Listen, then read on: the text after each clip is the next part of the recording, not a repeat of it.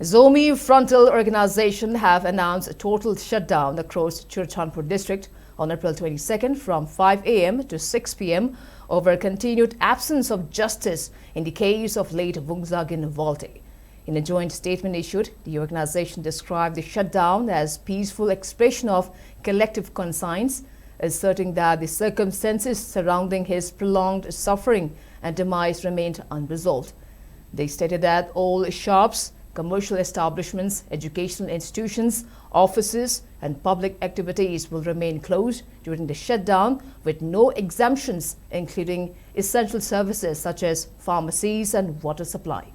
Transportation along Tipaimuk Road and Guite Road will also be suspended, while approved ambulances will be deployed at designated locations for medical emergencies. The public has been urged to make necessary arrangements in advance, and organizers warn that strict discipline will be enforced with any deviation viewed seriously and the possibility of extending the shutdown depending on the situation.